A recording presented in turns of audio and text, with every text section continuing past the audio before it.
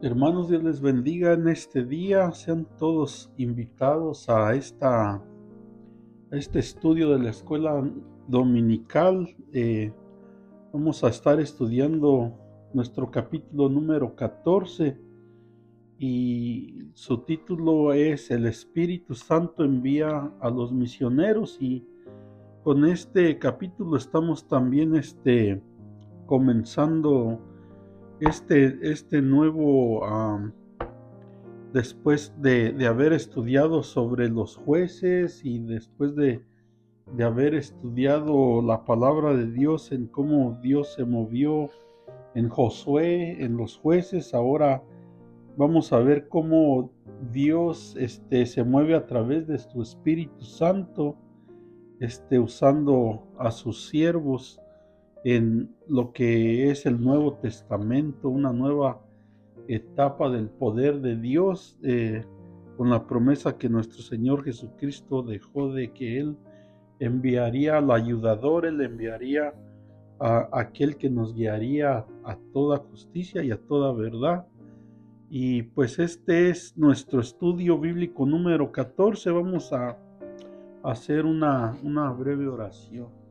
Padre, te agradecemos, Señor, por este día que tú nos das este privilegio tan grande, Señor, de poder, Señor, estudiar tu palabra, de poder, Padre, tomarnos un tiempo, Señor, contigo para aprender de ti, Señor. Yo ruego que así como vamos a estar hablando de tu poder maravilloso, de ti, Espíritu Santo, que nos ayudas cada día, que seas tú en cada hogar, que seas tú, Señor mi Dios, glorificándote en todo, Señor, en este estudio, que nos ayude, que nos dé la fuerza, que podamos también nosotros, Señor, ser partícipes de tu poder maravilloso, de lo que tú nos mueves a hacer, Señor.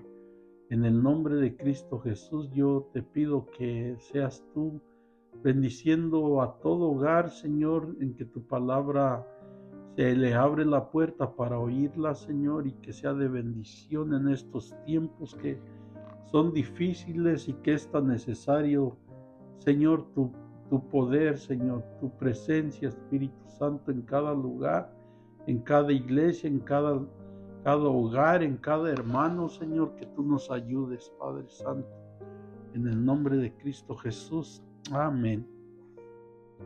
Y vamos a leer nuestra base bíblica. Quien no tenga su expositor lo va a encontrar en el libro de los Hechos, en el capítulo 13, del 1 al 12. Y vamos a ver nuestros primeros tres objetivos. El primero es orar y ayunar como preparación para el servicio del Señor. El segundo es obedecer al Espíritu Santo y depender más de Él en el servicio. El tercero es actuar en el poder del Espíritu para ser efectivos en la obra. Y vemos aquí que estos tres objetivos todos nos llevan a tener una comunión con Dios, una comunión con su Espíritu Santo, para que nosotros podamos recibir y dar lo que hemos recibido de Él. Nuestro pensamiento central nos dice: el Espíritu Santo selecciona, capacita y dirige a los hombres y a las mujeres que son enviados como misioneros a las naciones. El texto aéreo nos dice: ve, porque instrumento escogido me es para llevar mi nombre en presencia de los gentiles y de reyes y de los hijos de Israel. Hechos 9:15. Y esto pues se está hablando del apóstol Pablo, que el Señor lo escogió para que él llevara las buenas nuevas de salvación, pues primeramente al pueblo de Dios, a los judíos, y también a los gentiles y a todos nosotros. Y vamos a ver nuestra base bíblica en Hechos 13. Vamos a leer del 1 al 12.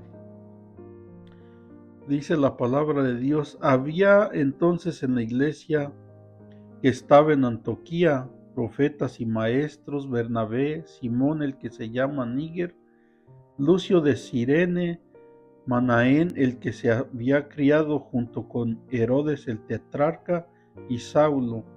Ministrando estos al Señor y ayunando, dijo el Espíritu Santo: apartarme a Bernabé y a Saulo para la obra a que los he llamado. El 3. Entonces, habiendo ayunado y orado, les impusieron las manos y los despidieron. El 4. Ellos entonces, enviados por el Espíritu Santo, descendieron a Seleucia y de allí navegaron a Chipre. 5. Y llegados a Salamina, anunciaban la palabra de Dios en las sinagogas de los judíos. Tenían también a Juan de ayudante. 6. Y habiendo atravesado toda la isla hasta Pafos, hallaron a cierto mago, falso profeta judío llamado Barjesús. Estaba con el procónsul Sergio Paulo, varón prudente. Este, llamando a Bernabé y a Saulo, deseaba oír la palabra de Dios. 8. Pero le resistía Elimas, el mago, pues así se traduce su nombre, procurando apartar de la fe al procónsul. El 9. Entonces Saulo, que también es Pablo, lleno del Espíritu Santo, fijando en él los ojos. El 10 dijo: oh, lleno de todo engaño y de toda maldad, hijo del diablo, enemigo de toda justicia, ¿no cesarás de trastornar los caminos rectos del Señor? 11. Ahora pues he aquí la mano del Señor está contra ti, y serás ciego y no verás el sol por algún tiempo. E inmediatamente cayeron sobre él oscuridad y tinieblas, y andando alrededor buscaba a quien lo condujese de la mano. El 12. Entonces el procónsul, viendo lo que había sucedido, creyó, maravillado de la doctrina del Señor. Y pues esta es nuestra base bíblica de este acontecimiento que pasó al ir los Bernabé y Pablo en este primer viaje misionero. Vamos a ver nuestra introducción. La tercera persona de la Trinidad fue enviada por Jesús para ser el dirigente activo y eficaz del desarrollo de las misiones mundiales y de la extensión imparable de la Iglesia de Jesucristo para la gloria de Dios. Fue el Espíritu Santo quien propició el establecimiento de la obra evangélica. Y pues vimos en la ciudad de Antioquía de Siria, Bernabé había sido enviado por los apóstoles desde Jerusalén para observar el avivamiento en dicha ciudad. Esto es lo que nos dice Hechos 11:22. Al ver cómo crecía el número de discípulos allí, fue a Tarso y trajo a Saulo, con quien ministró la palabra en dicha iglesia. Y pues vimos en el capítulo 11 que ellos duraron un año allí enseñando y predicando la palabra del Señor. Es interesante observar que los de la congregación de Antioquía fueron los primeros en ser llamados cristianos. Esto nos dice en el capítulo 11, versículo 26, y esta sería la primera iglesia en llamarse misionera. Y las características que ellos tenían era que oraban y ayunaban, y se manifestaban entre ellos los frutos y los dones con poder. De allí sacó el Espíritu Santo a los primeros misioneros, pero para que lo llevaran el poderoso mensaje del Evangelio en una gira que conocemos como el primer viaje misionero del apóstol Pablo. Así es de que en nuestra introducción estamos viendo que lo más importante es buscar al Espíritu Santo, porque Él es el que forma, Él es el que prepara y Él es el que envía. Así es de que cuando tenemos una relación con Él, podemos experimentar cosas nuevas, podemos ser dirigidos por Él, así como pasó en esta iglesia de Antioquía, que allí pues hubo un movimiento, un avivamiento muy grande de parte de Dios por la búsqueda al Espíritu Santo. Vamos a entrar a nuestro primer punto.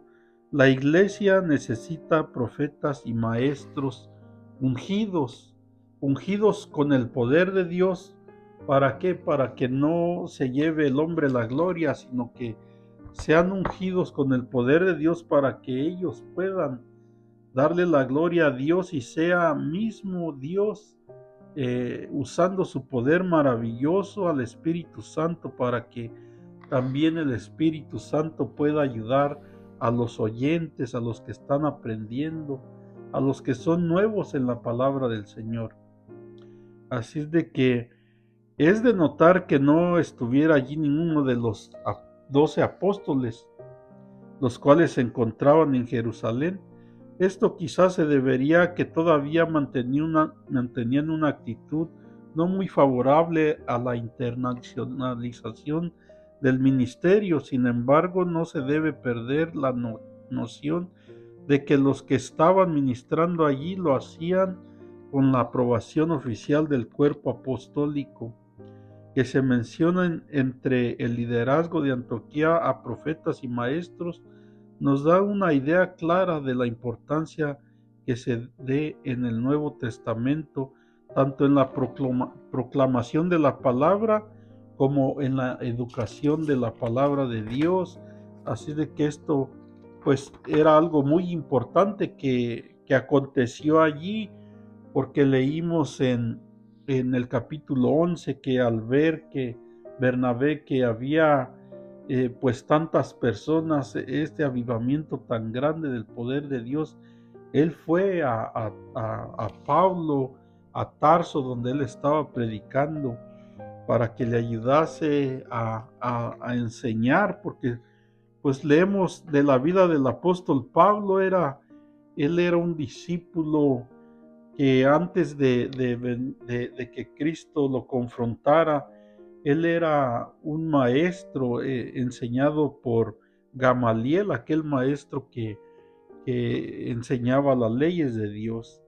Así es de que mientras estos profetas y maestros oficiaban el culto de la predicación y la enseñanza pública, aquella favorosa congregación, el Espíritu Santo se manifestó y les dio direcciones específicas para la acción. Hay que resaltar el valor que se da en este versículo al ayuno y en el ministerio de la oración congregacional. Es lógico que una iglesia que acompaña a sus ministros en el ayuno, la oración y la predicación de la palabra tenga que ver grandes, maravillosos resultados espirituales. Y esto acontece cuando nosotros seguimos este orden bíblico que aconteció en Antioquía, de cómo ellos se ayudaban mutuamente. Pablo, el predicador y también maestro, enseñaba la palabra de Dios, y pues también había profetas, también había muchos hombres de Dios que se unían en oración, que se unían en ayuno, y pues cuando esto acontecía, el Espíritu Santo de Dios estaba allí en medio de ellos. Así es de que ahora en nuestros tiempos esto mismo puede ser dar la respuesta a preguntas que muchos se hacen sobre la ausencia de manifestaciones directas del Espíritu Santo. Hoy en las iglesias lo que sucede es que también se han ausentado prácticas como la profecía, la enseñanza, el ayuno y la oración.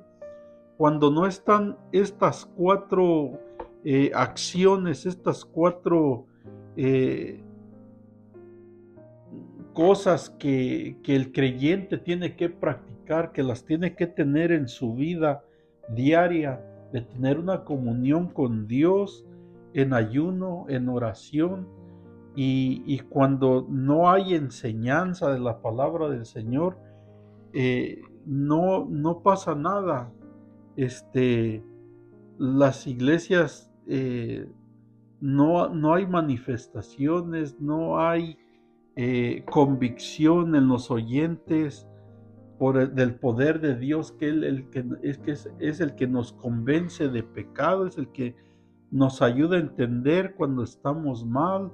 No hay una conversión genuina, y, y cuando esto está ausente de una iglesia, pues no está el poder de Dios, y esto es algo que necesitamos en todas las iglesias en estos tiempos, que se practique la oración, que se practique el ayuno, que se practique la enseñanza de la palabra de Dios, y pues así Dios se glorifica y levanta a profetas, levanta a personas que también pues se completa así el cuerpo de Cristo para ayudarse mutuamente unos con otros. Vamos a ver nuestro punto B: la iglesia que ayuna y ora, oye a Dios y obedece. La iglesia tenía que apartar a estos varones, los profetas tenían que ponerle las manos, pero era el Señor por medio del Espíritu Santo quien los había llamado. Esto es lo que nos dice Hechos 13:2. Por lo menos Pablo manifestó estar consciente de que Dios lo había separado desde antes de nacer para predicar entre los gentiles.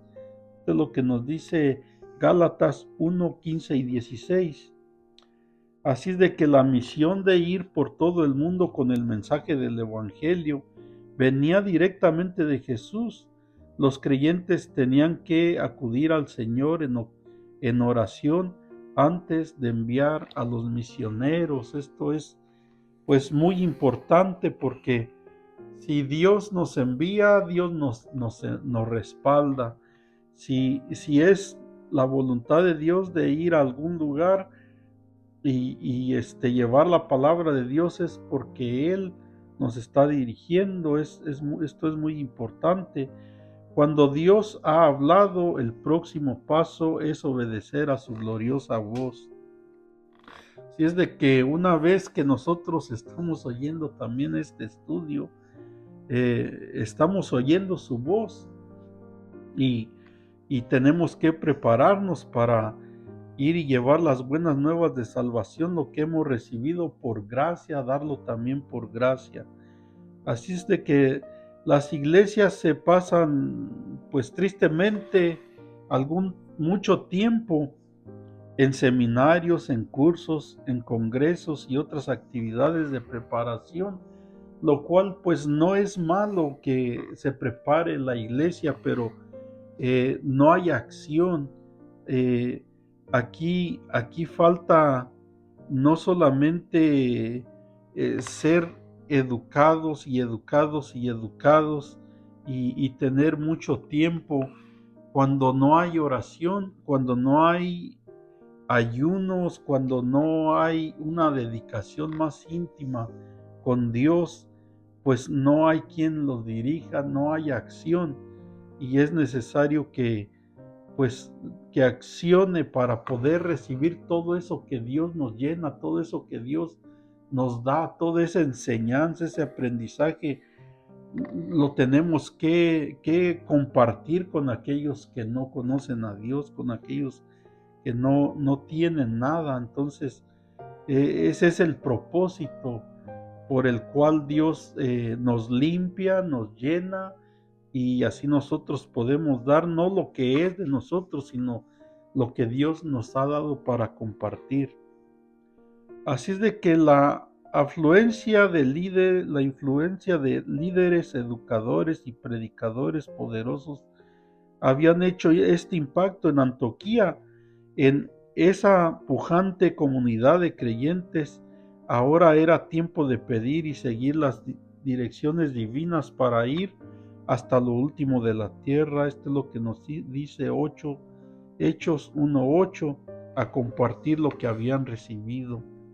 Ese acto de ordenación era una prueba de la autoridad que la iglesia tenía y la necesidad de depositar en sus representantes en misiones. Por otro lado, los despidieron. Esto puede compararse con el compromiso que asume una iglesia misionera de mantenerse en contacto con sus misioneros y sostenerlos con sus oraciones y su apoyo material. Y esto pues también es muy importante porque los misioneros también dependen de la iglesia en cuanto a lo material y también en cuanto a lo espiritual, de mantenerlos en oración para que Dios use sus vidas.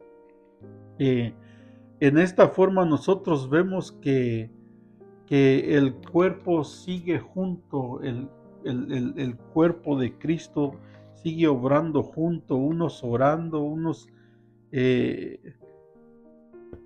poniendo de lo que Dios nos bendice también para ayudar a aquellos que lleven la palabra de Dios. Vamos a ver nuestro punto número 2. El Espíritu Santo sabe guiar a los misioneros. Los evangelistas salieron de Antioquía rumbo al puerto de Seleucia. Era el puerto de Antioquía y muchas otras ciudades de Siria. Allí Pablo, Bernabé, Juan, Marcos y quizás alguno de los ancianos de la iglesia de Antioquía tomaban la próxima embarcación y navegaron a unos 200 kilómetros al sureste hacia la isla de Chipre. La ciudad más importante de la parte oriental de la isla en el tiempo de Pablo era Salmina, a la cual se dirigieron los predicadores. En primer lugar, Salamina llegó a ser rival de la ciudad de Pafos, a pesar de que esta última, ubicada en el extremo occidental de Chipre, era la capital de la provincia. En Salamina los misioneros anunciaban la palabra de Dios en las sinagogas de los judíos. Este detalle nos enseña que allí residía una colonia judía bastante numerosa como para necesitar varias sinagogas.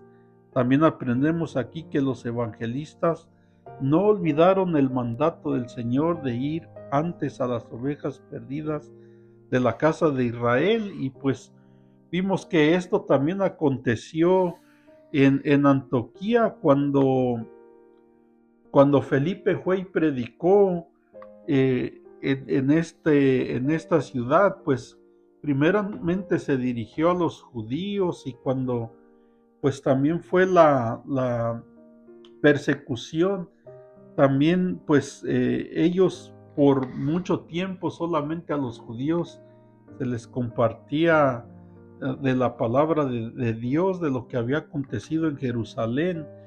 Pero después de un tiempo, ellos, como iban como antorchas encendidas del poder de Dios, pues tuvieron que hablarle a las personas que hablaban su idioma, y así pues fue como aconteció esto grande en Antioquía.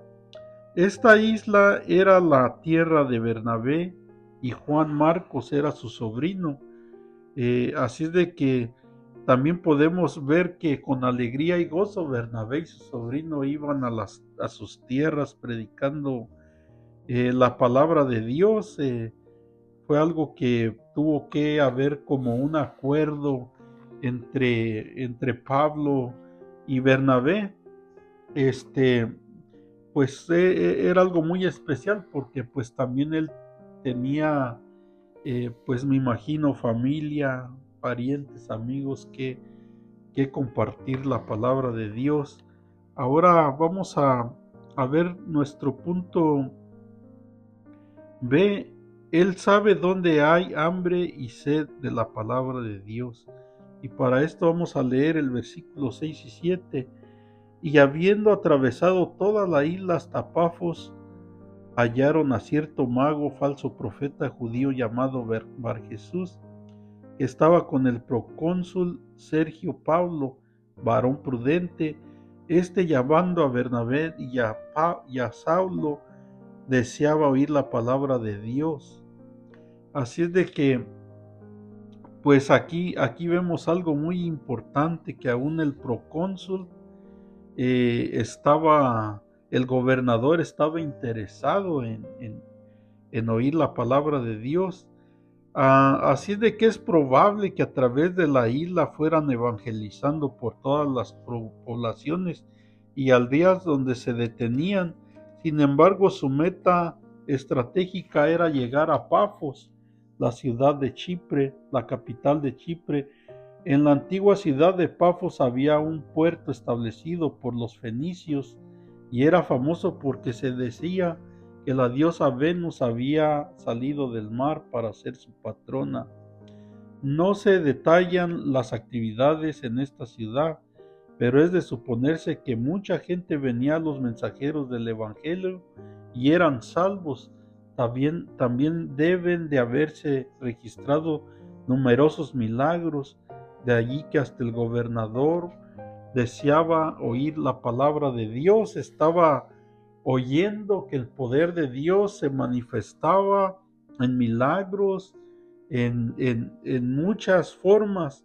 Así es de que aún él estaba esperando, ansioso, oír la palabra de Dios, pero aquí vemos cómo el diablo no se queda quieto. Él detesta que pues Dios esté salvando las almas que él tiene cautivas. Y vemos aquí en nuestro punto B que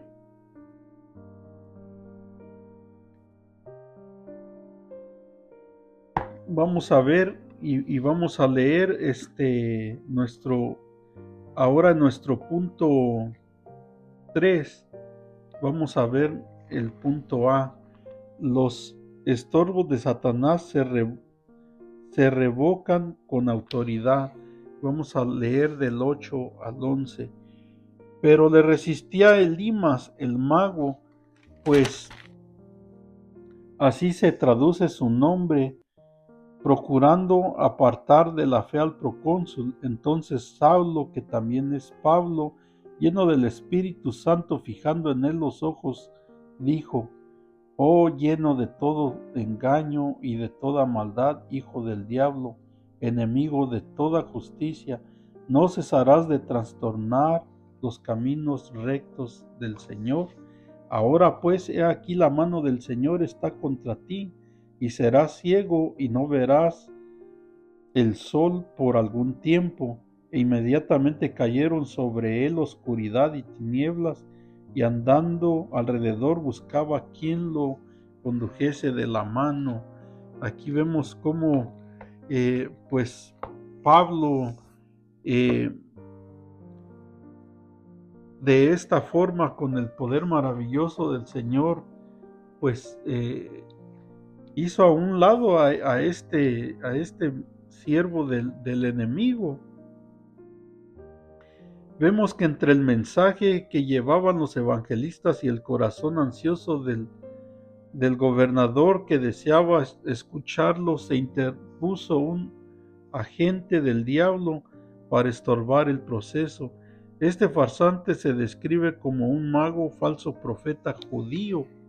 Era un judío, un falso profeta, conocido con el nombre griego Bar-Jesús y uno árabe Elimas, con el cual se identificaba para desarrollar prácticas diabólicas importadas del Oriente.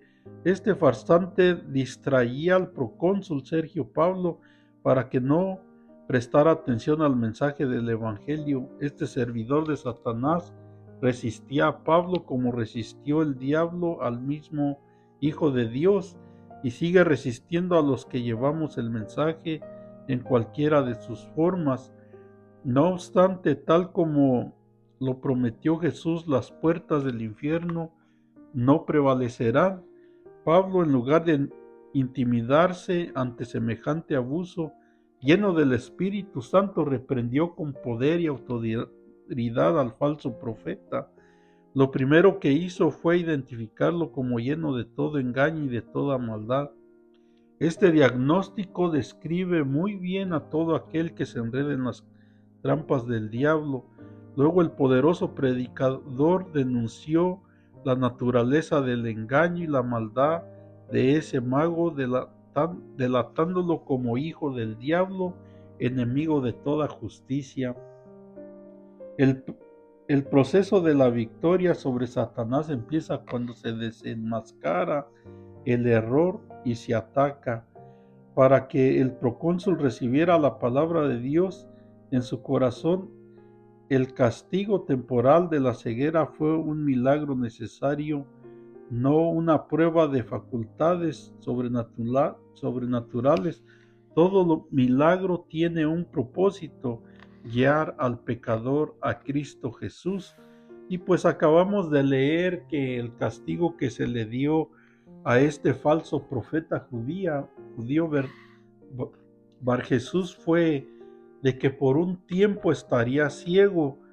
Y esto nos da por entender que Dios sabe todas las cosas y que en ese tiempo pues también le iba a servir para que se arrepintiera y para que pues él verdaderamente conociera a Dios, que todo lo que él hacía, todos los engaños que él practicaba para engañar a todo ese pueblo de Chipre, pues se arrepintiera de todas esas cosas y se volviera o comenzara una vida recta delante de Dios. Sabemos que los judíos conocían de Dios, pero era un falso profeta, un falso judío, una persona que era judía, que conocía la verdad, pero que pues falsamente engañaba a la gente.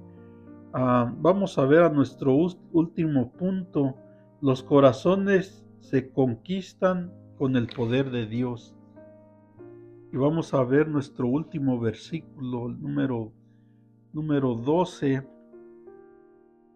Entonces el procónsul, viendo lo que había sucedido, creyó, maravillado de la doctrina del Señor. El mensaje debe ser preparado siempre con poder. El gobernador, viendo lo que había sucedido, creyó. Hay que tomar en cuenta que este oficial romano no fue motivado por la emoción del milagro contra el mago. Este versículo dice claramente que su aceptación del Evangelio se debió a que estaba maravillado de la doctrina del Señor. Esa es la única clase de conversión que perdura. Así es de que podemos entender que pues sí, hay veces que por los milagros aquellos que no conocen a Dios vienen a Dios, pero es por el oír y el oír la palabra de Dios por la cual hay un cambio en la vida, en el corazón del hombre. Así es de que es la palabra de Dios la que hace el efecto en nuestras vidas. Por eso es muy importante que todo siervo de Dios se prepare en oración, en ayuno, en comunión con Dios, para que podamos dar la palabra de Dios, para que podamos ser instrumentos de Dios. Estamos viendo cómo el Espíritu Santo de Dios hizo estas grandes cosas en el primer viaje misionero de Pablo.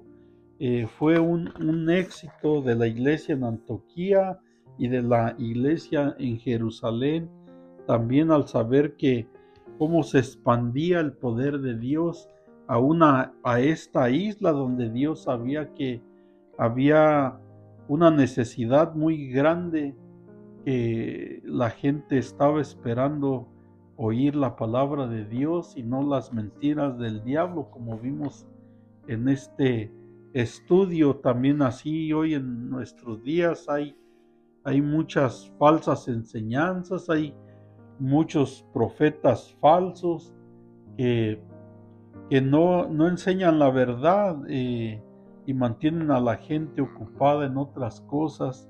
Es necesario prepararnos para que el día que nos dé Dios la oportunidad de hablar de su palabra sea acompañada con el poder de Dios, del Espíritu Santo, para que todo lo que hagamos sea para honrar y glorificar su nombre, que este es algo que la iglesia tiene que estar siempre preparada. Y pues hermanos, hasta aquí llegamos al final de este estudio número 14. Se les invita también para el estudio número 15, que se titula El Espíritu Santo convence de pecado. Vamos a seguir en todo este tema trimestral. Es todo basado en el poder del Espíritu Santo, así es de que pues es una bendición muy grande que no tengas un expositor. Puede seguir en este mismo capítulo 13, ahora del versículo 42 al 52, para que lo estén repasando, estudiando, y así pues sea de más bendición cuando el siguiente estudio llegue a sus vidas, a sus hogares. Y pues vamos a hacer una breve oración. Esta lección pues es un privilegio para mí darla. La tenía que dar mi pastor, que pues él era un muy buen maestro y muy buen siervo de Dios. Ahora ya está con el Señor, pero pues aquí estamos nosotros para seguir adelante, haciendo lo que podamos para seguir siguiendo esos pasos que Él dejó, que siguió a Cristo, y pues así también nosotros seguir adelante siguiendo a nuestro Salvador y hacer lo que Él nos manda hacer. Padre, te damos gracias, Señor, por este estudio, por esta bendición que tú nos das, Señor, de estudiar de tu palabra. Yo te ruego, Señor, que seas tú, Señor, obrando, ayudando, Señor, a todo oyente de tu palabra, Señor, que sea de bendición para sus vidas, y que ellos también, Señor, puedan llegar, Señor, ese sentir, Señor, de tu poder maravilloso, de hacer tu voluntad, de buscarte en oración, en ayuno, Padre Santo, en la enseñanza de tu palabra, buscarte en espíritu y en verdad, para que también podamos ver tu poder maravilloso, Señor, sobre nuestras vidas, y seamos enviados donde hay la necesidad de oír tu palabra, Señor. Yo te ruego, Señor, que este estudio haya sido una bendición para todos aquellos oyentes, Señor, y que sigamos buscándote, Señor. En el nombre de Cristo Jesús. Amén.